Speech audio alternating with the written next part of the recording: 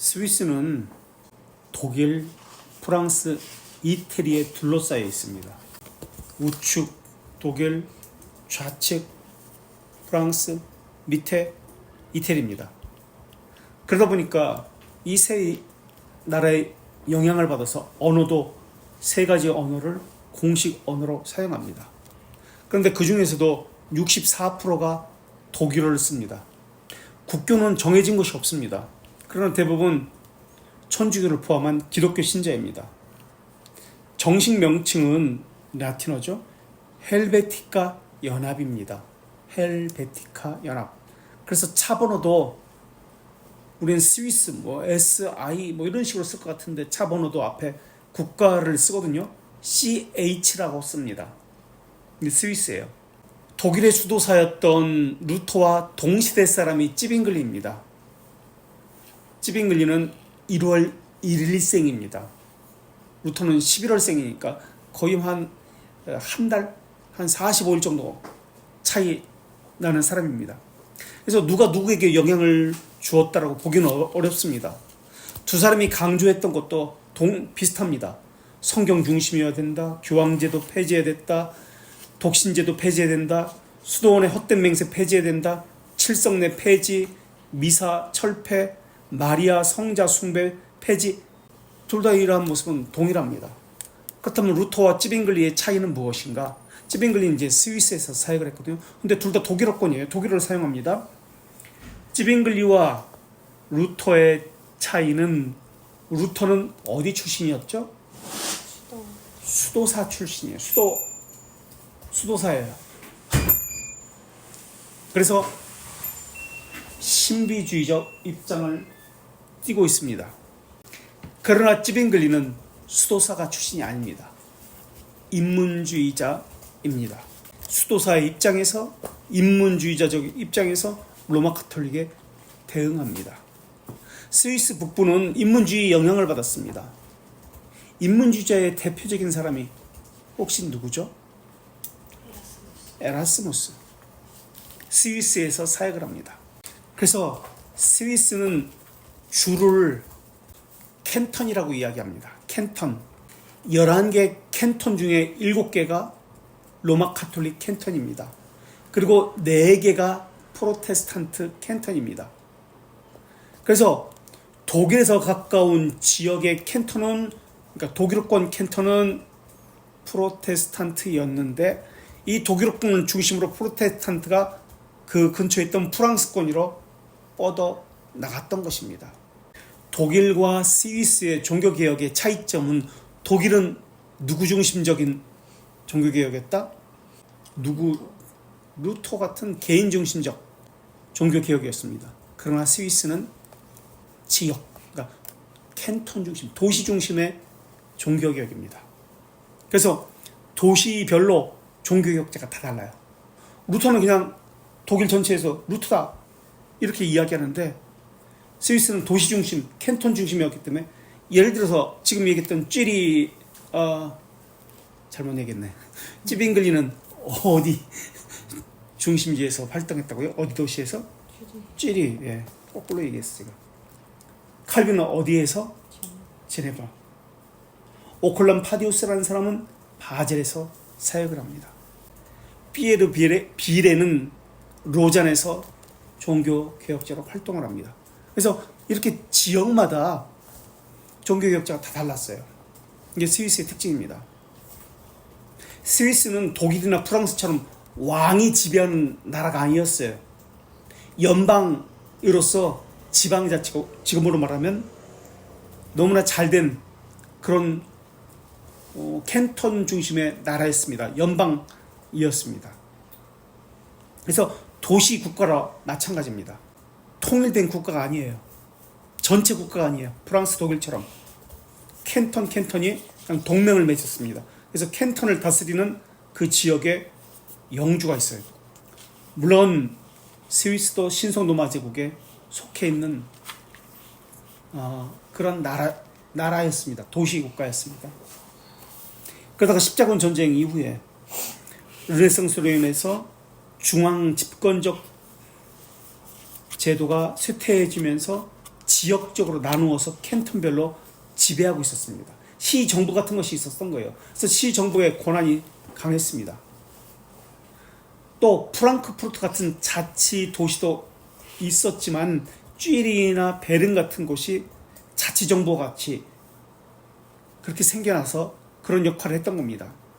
신성로마 제국의 집행관들이 있었는데요. 이런 지역 캔톤들이 이 신성로마 제국에서 파견된 지방관들과 갈등을 맺을 수밖에 없었습니다. 그래서 신성로마 제국 황제 루돌프 1세가 죽자 스위스 도시들은 신성로마 제국과 맞서기 위해서 연맹을 맺습니다. 이 집행관들과 맞서기 위해서 연맹을 맺기에 이릅니다. 그래서 이 연맹의 취지는 침략자들부터 자신을 보호하기 위해서였습니다. 그래서 처음으로 연맹이 결성됐는데 슈비츠라는 도시, 우리라는 도시, 운터발텐이라는 도시, 이 세 도시, 슈비츠, 우리, 운터발텐, 이 중심이 된 세 도시에 연맹이 맺습니다. 이게 스위스 연방의 탄생입니다. 그래서 스위스란 말은 슈비츠라는 이 도시, 여기서부터 비롯됩니다. 캔톤별로 연맹이 만들어집니다. 이건 중세에는 상상도 못했던 일이에요. 북부 르네상스의 영향으로 독일어권 중심의 캔톤들이 프로테스탄트로 바뀌게 됩니다. 그러면서 점점 프랑스 사용 캔톤으로 영향을 끼치면서 오를레앙 가문과 사보이 가문이 장악했던 뉴샤텔, 제네바도 프로테스탄트로 바뀌어지게 됩니다. 그러니까 이태리 가문의 사보이 가문과 오를레앙 가문이 쥐고 있었는데 이것이 이제 점점 세력을 프로테스탄트 지역에 빼앗기게 됩니다. 그 지역의 캔톤 군주도 영주들에게 빼앗기게 됩니다. 그래서 스위스는 각 지역 중심으로 살펴봐야 됩니다. 그래서 우리 독일어권에서는 루터의 생애가 중심되어서 루터가 가는 곳마다 그 지역별로 살펴봤다면 이제 스위스는 지역에 그 중심 인물이 있습니다. 스위스의 쥐리히에는 찌빙글리, 뭐 이런 식으로 살펴보게 됩니다. 그래서 우선 첫 번째로 찌빙글리에 대해서 살펴보는데요. 책으로 가서 118페이지. 스위스에서 최초로 독일 종교개혁을 진행했던 인물은 찌빙글리입니다. 통일국가가 아니라고 했습니다. 캔톤으로 나누어진 국가였습니다. 이 사람의 제자가 누군지 아세요? 찌빙글리의 제자는 불링거, 언약신학의 아버지라고 불립니다. 언약신학. 사제였던 찌빙글리는 마틴 루터와는 달리 생일이 1484년 1월 1일이었습니다. 찌빙글리는 1484년 1월 1일, 마틴 루터는 1483년 11월 10일. 며칠 차이죠? 1월 1일과 11월 10일이니까 50일 차인가요? 예, 대판 싸워요. 누가 넌 형 말도 안 듣는다 막 이러면서. 죽는 거는 찌빙글리가 1531년에 죽습니다. 전쟁터에서 죽습니다. 전쟁터에서. 그래서 일찍 죽습니다. 1531년. 마틴 루터는 1546년 2월 18일에 죽습니다. 참고로 칼빈은 출생이 1509년입니다. 그래서 2세대라고 부릅니다. 종교개혁의 2세대. 죽는 것은 루터와 1546년이니까 거꾸로 1564년. 그래서 칼빈은 찌빙글리를 몰라요. 칼빈은 목회를 1536년부터 합니다. 그러니까 찌빙글리가 1531년에 죽으니까 36년부터 목회했으니까 31년 한참 전에 죽죠. 그래서 그 제자 불링거하고만 교제합니다. 칼빈은. 그래서 2세대라고 불립니다. 두 사람은 마틴 루터와 찌빙글리는 같은 시대에 살았지만 사는 곳이 달랐습니다. 그러나 영향을 주지는 않았습니다. 서로 모두 독일어권 사람이었지만 한 사람은 독일에서, 한 사람은 쥐리히에서. 스위스라는 나라는 아직 없습니다. 칸톤이지. 쥐리히라는 다소 양상이 다른 종교개혁을 주도했고, 한 사람은 루터란 주일은, 한 사람은 개혁신앙을 주창했습니다. 루터는 수도사 신비주의적 경향을 가졌다면 찌빙글리는 인문주의적 성향을 가졌습니다. 당시에는 종교개혁 당시에는 11개 칸톤이 있었는데 지금은 칸톤이 26개입니다. 그래서 지방자치가 아주 강해요. 지금도 쥐리 공대를 제외한 모든 대학은 칸톤이 관장합니다. 우리나라 대학은 모든 대학을 교육부가 주관하잖아요. 그래서 교육부에 의해서 너 정원을 어떻게 하라, 뭐 어떻게 하라, 이런 간섭 같은 것을 많이 받습니다. 그런 스위스는 안 그래요. 1인당 국민소득은 지금 8만 달러입니다. 우리가 3만 6천 달러인데 8만 달러니까 엄청나죠.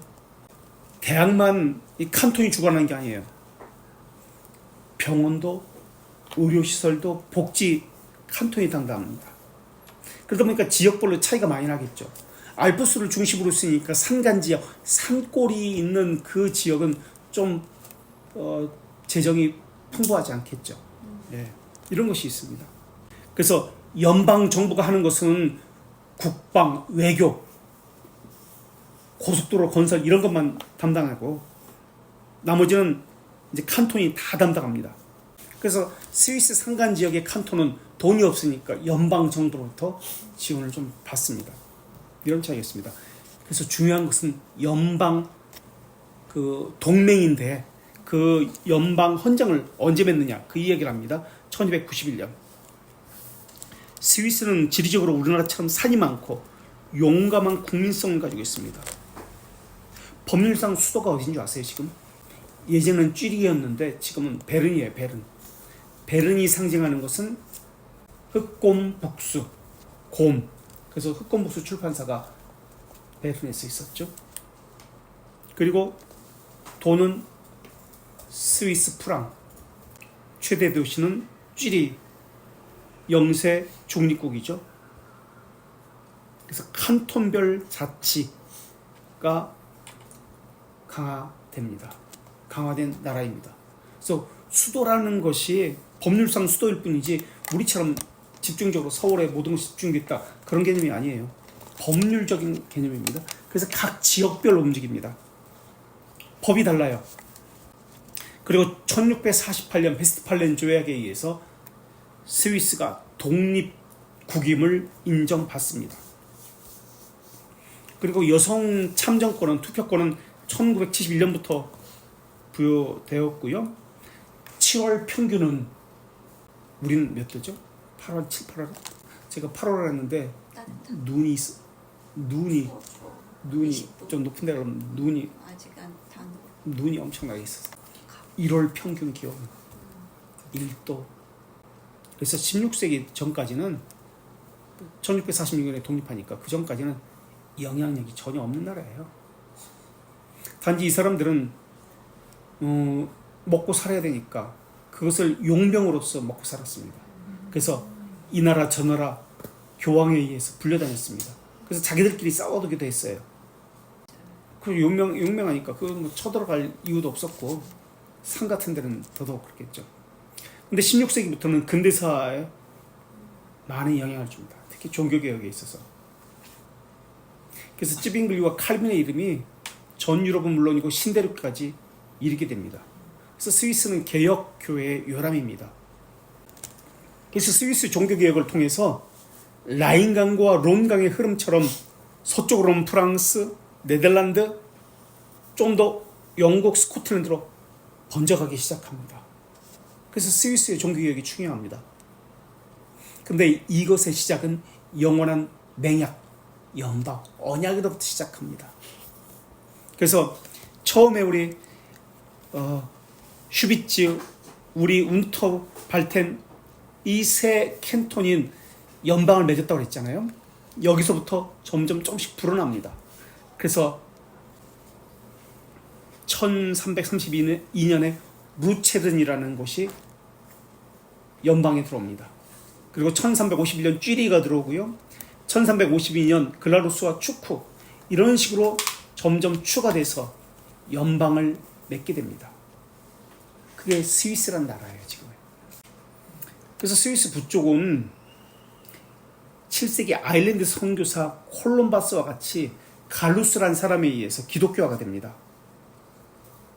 그래서 혹시 들어보셨나 모르겠는데 상크트 갈렌 아주 이쁜 도시인데요. 이 수도원에 세워집니다. 7세기.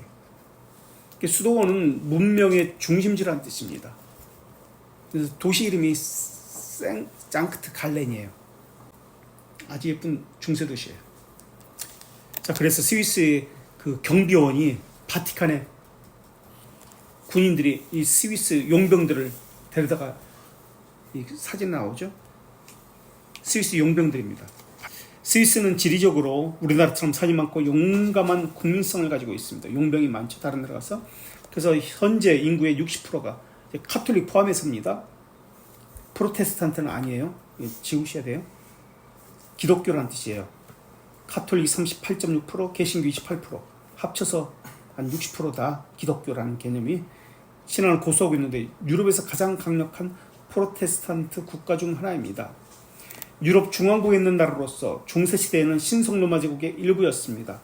그러다가 1291년 스위스 칸톤들이 침략자들로부터 자신을 보호하기 위해서 신성로마 제국 간섭을 받지 않겠다는 취지로 연맹을 맺었습니다.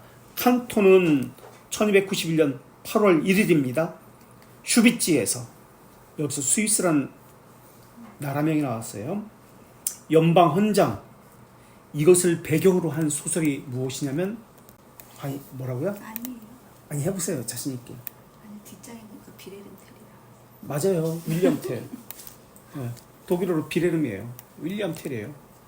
우리 슈비츠 운터발텐, 이들이 연맹을 맺습니다. 우리 슈비츠 우리 운터발텐, 자유민은 안팎의 적들을 대항하기 위해서 주님의 이름으로 영구적 동맹을 맺습니다. 그래서 이것을 기리기 위해서 1891년 스위스 모든 마을에서 연맹을 맺었다는 것을 기리기 위해서 종을 올립니다. 그리고 그 주일에 모든 곳에서 예배와 미사를, 감사 예배와 감사 미사로 열리고 각 도시마다 축제를 벌였습니다. 그리고 스위스에서 있었던 이 역사적 사건들을, 윌리엄 텔과 이 연맹을 맺었던 이것에 대한 사건들을 드라마에서 연극으로, 뮤지컬로 이렇게 했습니다. 이 연맹을, 맹세를, 연방 헌장 맹세를 성스러운 맹세라고 이야기합니다. 그래서 비레름 텔이 어떤 사람이었냐면 이 신성 로마 제국의 집행관에 대항한 사람이에요. 미국에까지 영향을 주어서 이런 연방이 미국 공화국 체제가 생기게 됩니다. 자, 밑에서 둘째 줄, 이러한 소문이 펴지자 유럽 각국에서는 스위스 용병들을 원했고 그들은 유럽 여러 전투에 참여하게 됩니다. 1506년 1월 22일 로마 교황 율리우스 2세는 스위스 경비원들을 고용해서 바티칸을 경비하도록 했는데 오늘날에도 스위스 경비원들이 그 임무를 맡고 있습니다. 이들은 싸움에 능한 전사로서 헬베티카 사람들, 라틴어로, 헬베티카란 말은 중세시대 스위스에 대한 라틴어 이름 엘베티카라는 말에서 나왔습니다. 원래는 헬베티카 공화국으로 불렸어요. 헬베티카 공화국. 그래서 CH로 불립니다. CH 그 나라명이 스위스가 아니에요. 그러다가 1789년 혁명이 실패합니다. 그래서 지금의 이름인 스위스, 아까 슈비츠를 따가지고 스위스라고 불리게 됩니다. 스위스 공식 언어는 4개입니다. 독일어, 프랑스, 이태리, 로마너, 로만슈어 거의 없어요. 중 어느 하나에도 의존하지 않는다는 뜻으로 사용하기도 했습니다. 또 스위스는 CH로 하는데 이것은 콤포에데라티오 엘베티카라는 뜻으로 스위스 연방이라는 뜻입니다. 스위스 국가가 스위스 창가라고 불리는 제목이거든요. 그렇다면 공식 언어가 동사무소 직원이 4개 언어를 무조건 해야 된다는 뜻인데 스위스 창가는 몇 개, 어떤 언어로 작곡되었을까요? 불려질까요? 4개어로 작곡되었다. 독일어로만 작곡되었습니다. 알베리치 와이크라는 사람이 작곡했습니다. 그래서 애국가 가사가 어떠냐면 이 스위스 창가 독일어가 1절 아침 하늘이 햇살로 붉게 노을 지는 빛으로 우리를 감쌀 때 주께서는 그 빛 속으로 나타나시네. 알프스 산맥이 광채로 밝게 빛날 때 하나님께 기도하라. 너의 경건한 영혼은 알 것이니 주께서 이 조국에 살고 계심을. 2절은 우리가 천국으로 떠날 때 기쁨과 축복을 전하네. 너희 경건한 영혼들은 알 것이니 주께서 이 조국에 함께 살고 계심을. 이게 2절입니다. 자유로운 스위스인들이여 기도하라. 하나님께 기도하라. 너희 경건한 영혼을 알 것이니 주께서 이 조국에 함께 살고 계심을. 이게 애국가예요. 그들의 애국가. 독일어로 되겠다. 내게 국어가 아니다. 그러니까 다른 말로는 애국가를 모른다. 많은 사람들은. 비렌텔 이야기. 이 얘기를 해야만 합니다. 이제 연방체가 만들어질 때 이야기이기 때문에 이것은 13세기 당시 전제 독재 시대에 스위스가 연방체를 만들었다는 것은 사실 상상하기 어려운 일입니다. 독재 시대예요.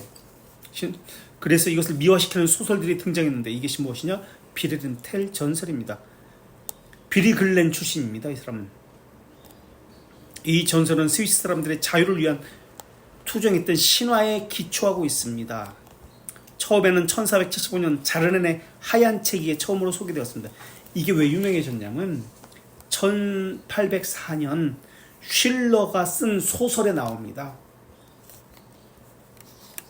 이건 전설입니다. 실화라기보다도 소설입니다. 소설. 신화예요. 그리고 이것을 이태리의 로시니가 오페라로 만들어서 전 세계에 알렸습니다.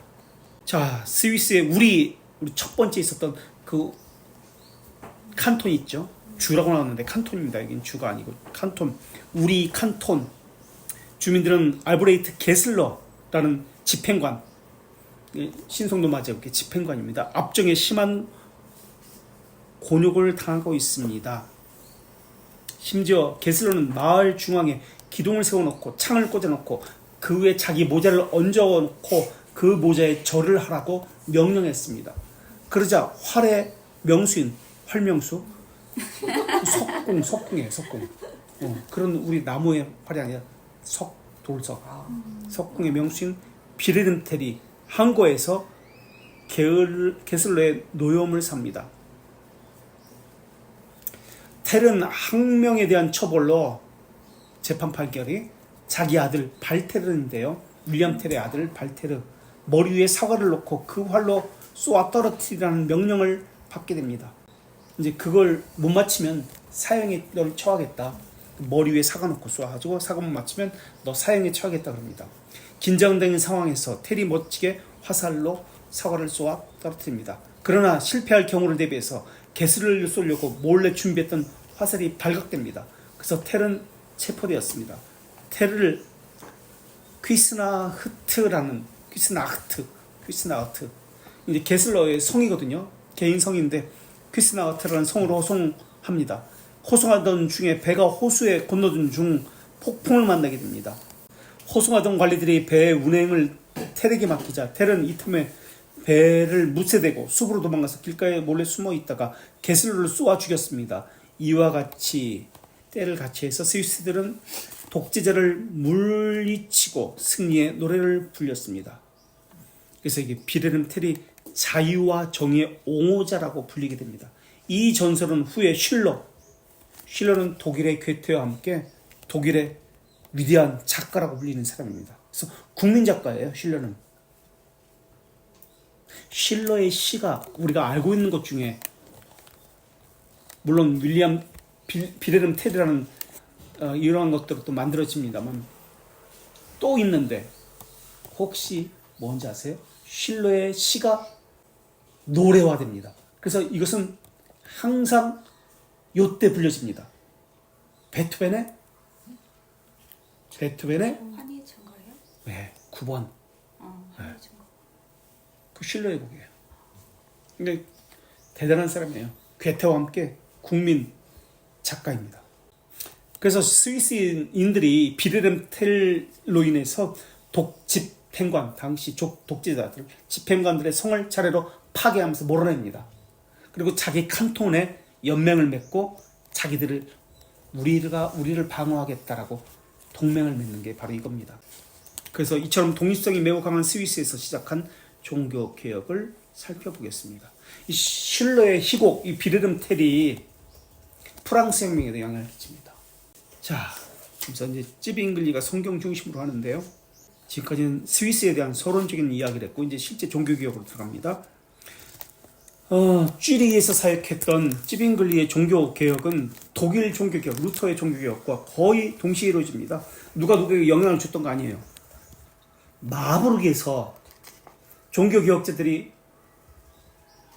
찌빙글리도 루터도 그 다음에 슈트라스부르크에서 사역했던 부처도 만나게 됩니다. 15가지 명제 중에서 14가지가 합의를 이루게 됩니다. 그런데 한 가지 합의를 이루지 못합니다. 그게 뭐였죠? 성찬이었죠. 성찬론에 대해서는 합의를 이루지 못했습니다. 성찬론은 성찬론만의 문제인가요? 성찬론은 무엇과 연결되어 있다고 그랬죠? 우리 좀 한참 됐긴 했는데 성찬론은 무엇과 연결되어 있고 또 무엇과 연결되어 있다. 성찬론만의 문제가 아니다. 그리스도의 임재에 대한 이야기거든요. 성찬론은 성찬론의 문제가 아니라 칭의론과도 연결되어 있습니다. 그렇죠? 칭의론. 또 칭의론만 문제되는 것이 아니라 예정론과도 연결되어 있습니다. 예수 그리스도의 육체적이고 공간적인 임재를 주장합니다. 공제설 또는 화채설은 신성을 부인합니다. 영원성을 부인합니다. 매번 반복되어지니까 그렇기 때문에 예정론과 관련되어집니다.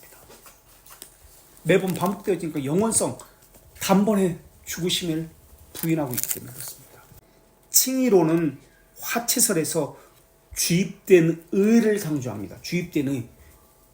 공제설은 무슨 의? 공제설은 무슨 의를 이야기하죠? 공제설은 루터의 공제설, 공존설이라고도 이야기하는데 본질적 의를 내세웁니다. 주입된 의라는 것은 성례에 참여하면 내 안에 그리스도께서 역사하신다는 것이고요.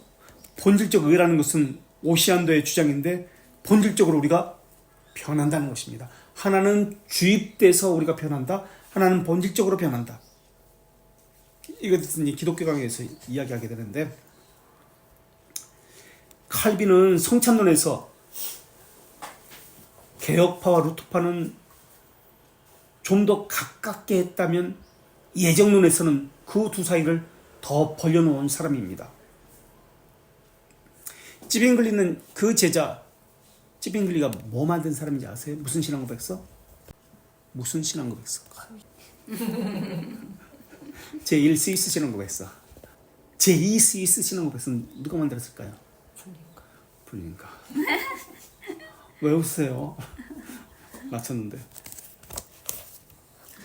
찌빙글리와 그 제자 불린거는 스위스 종교개혁을 독일, 헝가리, 보헤미안 종교개혁과 연결시켰습니다.